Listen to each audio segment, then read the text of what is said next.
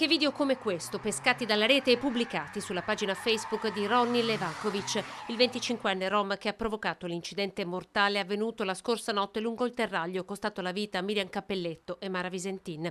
Performance da brivido con l'automobile Mercedes e BMW, grosse cilindrate, evoluzioni da rallista, l'adrenalina che scorre nelle vene, la velocità, quella che ha strappato alla vita due donne, due mamme.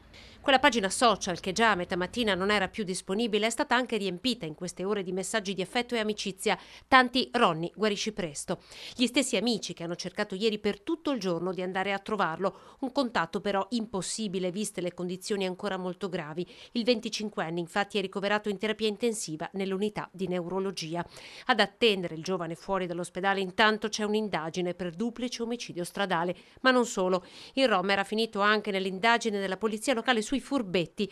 Residente con la famiglia in via Bindoni, il giovane dalla passione per le belle auto e per i Rolex, come testimonia una foto da lui stesso postata, era assegnatario di una casa popolare.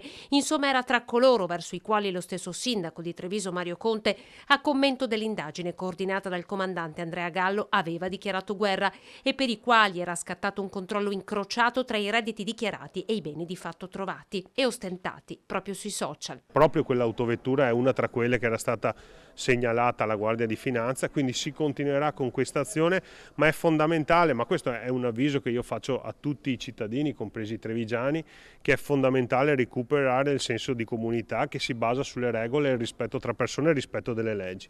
Non accetteremo in alcun modo coloro che vogliono e pensano di poter fare quello che vogliono nella nostra comunità. Questo deve essere chiaro. Le gare automobilistiche clandestine in giro per le nostre città sono un reato. Sull'incidente in cui hanno perso la vita Mara e Miriam stanno indagando i carabinieri. I militari hanno raccolto testimonianze, effettuato i rilievi sul luogo dell'incidente. Nei prossimi giorni arriverà anche l'esito degli esami tossicologici. Il loro compito sarà anche capire se ad uccidere Mara e Miriam sia stata la corsa isolata di un giovane amante delle belle auto oppure una follia ancora più grande, quella di voler usare il terraglio come pista di una gara di velocità.